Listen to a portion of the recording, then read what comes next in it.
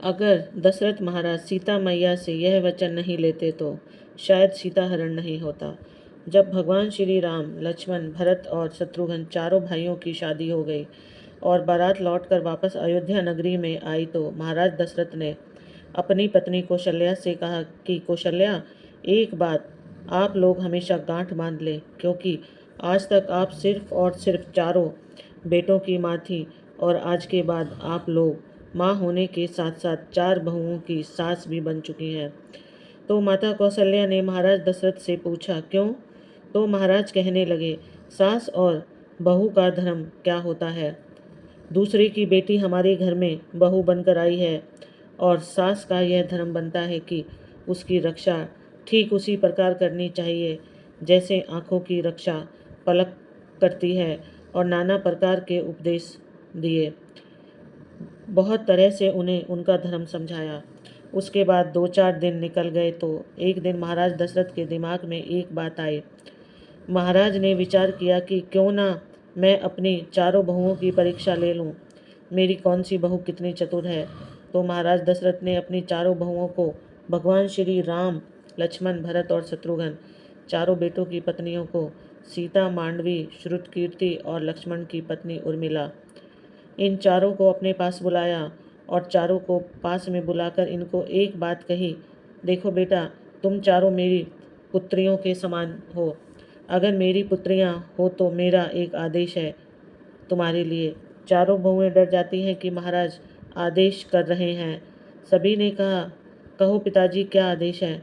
महाराज ने कहा, आदेश यह है कि आप आज चारों अलग अलग रसोई बनाओगी।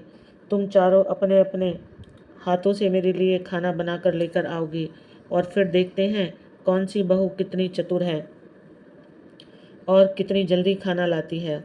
अब चारों बहुएं वहाँ से चली गईं। सभी के दिमाग में यह बात आई कि मैं पहले पहुँच जाऊँ, मैं पहले पहुँच जाऊँ, और सभी ने भोजन बनाना शुरू कर दिया। 56 प्रकार के व्यंजन बनाकर तैयार किए गए। तो सबसे पहले भरत की पत्नी, जिसका नाम था मांडवी, वह खाना लेकर चली गई। उन्होंने बहुत अच्छे से थाली को सजा लिया। सारी थाली में तरह तरह के पकवान रखे और वह थाली जाकर महाराज के सामने रख दी। जिस चौकी पर महाराज दशरथ बैठे हुए थे वही उन्होंने थाली ले जाकर रख दी और कहा, पिताजी भोजन करिए। लेकिन मांडवी एक चीज़ भूल गई थी कि खाना खाने वाले को खाना देने से पहले पानी भी दिया जाता है। महाराज दशरथ ने देखा कि यह भरत की पत्नी आई है, चलो कोई बात नहीं, अभी छोटी है, नादान है, शायद अकल आ जाएगी। महाराज दशरथ ने मांडवी के हाथों से भोजन की थाली ले ली और वहीं पर रख दी और बोला, बेटी, हम थोड़ी देर में भोजन खा लेंगे। तब लक्ष्मण की पत्नी उर्मिला चली आई। उन्होंने भी बहुत जल्दी जल्दी में भोजन बनाया था। उर्मिला ने भी एक थाली में भोजन सजाया, अच्छे तरीके से भोजन थाली में लगाया और थाली ले जाने के बाद उर्मिला भी भूल गई कि महाराज दशरथ को पानी भी देना है। उर्मिला भोजन की थाली लेकर अपने ससुर यानी महाराज दशरथ के पास पहुंच गई। अब महाराज दशरथ समझ गए कि लगता है यह भी बहू बिल्कुल ऐसी ही है और यह बात बिल्कुल सच है कि अगर किसी को भोजन दिया जाता है तो भोजन खाने वाले को भोजन देने से पहले पानी जरूर देना चाहिए। लेकिन उर्मिला भी भूल गई। महाराज दशरथ ने उनके भी हाथों से थाली ले ली और बोले, बेटा, आप भी जाओ, हम भोजन कर लेंगे। तीसरे नंबर पर शत्रुघ्न की पत्नी आई, जिसका नाम श्रुतकीर्ति, और उन्होंने भी भोजन जल्दी जल्दी में बनाया। भोजन इतना सुंदर बनाया था कि इतना स्वादिष्ट बनाया था कि जिसका कोई जवाब ही नहीं था। लेकिन उनसे भी एक गलती हो गई। गलती यह हो गई कि श्रुतकीर्ति भी महाराज दशरथ को भोजन की थाली के साथ जल देना भूल गई। महाराज दशरथ ने श्रुतकीर्ति के हाथों से भी भोजन की थाली ले ली और वहीं पर रख ली और कहा, बेटा, आप भी जाइए, हम थोड़ी देर में भोजन करेंगे। तीनों थालियां रखी हैं, भरत की पत्नी की, लक्ष्मण की पत्नी की और शत्रुघ्न की पत्नी की, लेकिन महाराज दशरथ ने किसी में से भी एक ग्रास भी भोजन नहीं किया। महाराज दशरथ विचार कर रहे थे कि जैसे भोला भाला मेरा बेटा राम है और मुझे लगता है उसकी पत्नी सीता भी उतनी ही भोली भाली है, क्योंकि यह तो सभी बहुत चतुर हैं, इसलिए जल्दी भोजन बना कर ले आई। लेकिन उधर जगत भवानी माता सीता ने बहुत सुंदर तरीके से भोजन बनाया। इतना सुंदर कि जिसमें से सुगंध ही अलग आ रही थी। और मैया सीता ने एक थाली में भोजन लगाया, 56 प्रकार के व्यंजनों को थाली में लगाया और थाली में लगा करके अपने हाथों से थाली उठाई और चलने के लिए तैयार हुई। तब माता सीता को ध्यान में आ गया कि किसी को भोजन देते हैं तो भोजन देने से पहले पानी दिया जाता है। अब मैया सीता ने विचार किया कि मैं तो पहले ही इतनी लेट हो गई हूँ। मेरी तीनों बहनें ससुर के पास भोजन लेकर पहुँच गई हैं। मेरे पिताजी मेरे बारे में क्या सोचेंगे। सीता मैया ने एक हाथ में भोजन की थाली और एक हाथ में जल का लोटा लिया। महाराज दशरथ बीच चौकी पर बैठे देख रहे थे। रसोई की चौखट से एक पैर अंदर और एक पैर बाहर रखती है तो महाराज दशरथ सोचते हैं कि वास्तव में सीता थोड़ी देर से जरूर आई है, लेकिन मेरी बहू बहुत ही चतुर है। एक हाथ में जल का लोटा और एक हाथ में भोजन की थाली लेकर आ रही है। सीता माता ने भी देख लिया कि मेरे ससुर पिताजी मुझे देख रहे हैं, पता नहीं क्या जवाब देंगे। ऐसे ऐसे विचार सोचती हुई मैया सीता चली आई। ऐसा हुआ कि थोड़ा सा हवा का झोंका आया और हवा के साथ एक तिनका उड़ता हुआ आ रहा था। ऐसे में महाराज की निगाह सीता के ऊपर थी और सीता की निगाह उस तिनके के ऊपर। माता सीता तिनके को देखकर सोच रही थी कि अब मैं क्या करूं। वह तिनका उड़कर खाने की थाली में गिर गया और माता सीता को तो पसीना आ गया। अब माता सीता सोचने लगी कि अब मैं क्या करूं। अगर यह थाली पिताजी को दूंगी तो पिताजी कहेंगे कि यह कितनी पागल है कि यह तिनका पता नहीं कहाँ से उड़ता हुआ आया है और भोजन अशुद्ध हो गया। और अगर मैं वापस जाती हूँ तो पिताजी कहेंगे कि एक तो आई ही इतनी देर से है और अब पता नहीं क्या भूल गई है कि दोबारा लेने गई है। और तीसरी बात, मेरे हाथ दोनों भरे हुए हैं। मेरे एक हाथ में थाली है और एक हाथ में जल का लोटा। अब इस तिनके को उठाऊं तो कैसे। माता सीता कोई साधारण स्त्री नहीं थी। माँ सीता तो भवानी थी।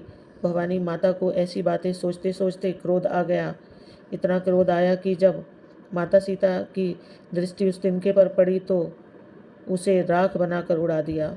यह चमत्कार महाराज दशरथ ने अपनी आंखों से देख लिया। अब महाराज दशरथ के सामने मैया सीता ने जा करके जल का लोटा रखा और थाली हाथ में लेकर के पिताजी की तरफ की और बोली, पिताजी भोजन करें। महाराज दशरथ ने थाली हाथ में ले ली और थाली हाथ में लेकर के थाली को रख दिया। महाराज दशरथ से सीता मैया ने कहा, पिताजी कोई गलती हो गई है हमसे, आप भोजन क्यों नहीं कर रहे हैं।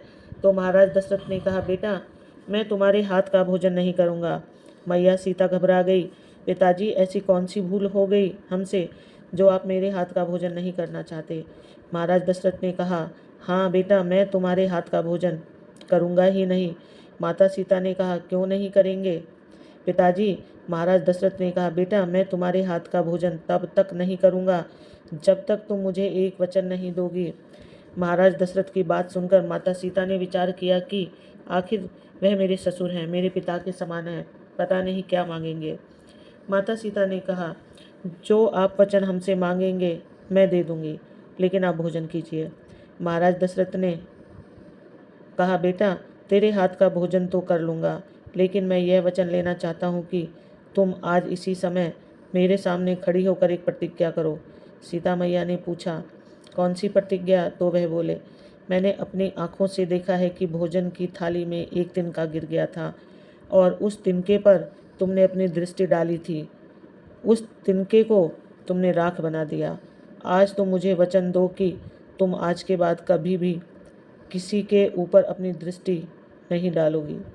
मैया सीता उसी समय अपने ससुर महाराज को यह वचन देती है कि अगर आप ऐसा सोचते हैं तो मैं वचन देती हूँ कि आज के बाद मैं कभी भी जीवन में किसी के ऊपर अपनी ऐसी दृष्टि नहीं डालूंगी।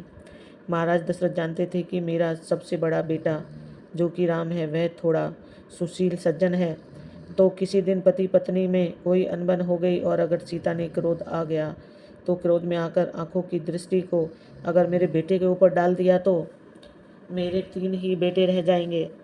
माता सीता ने यह वचन देते हुए कहा कि आज के बाद मैं अपने जीवन में कभी भी किसी के ऊपर अपनी ऐसी दृष्टि नहीं डालूंगी।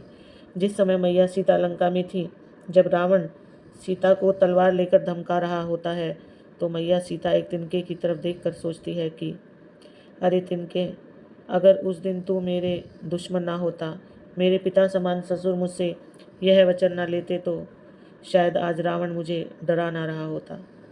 इसे मैं कब का जलाकर राख बना देती। महाराज दशरथ की इसी गलती के कारण सीता मैया जी रावण की कैद में खुद को मुक्त नहीं करवा सकी थी। राधे राधे। आपको ये कहानी अच्छी लगे तो चैनल को सब्सक्राइब और कमेंट बॉक्स में ज़रूर अपने विचार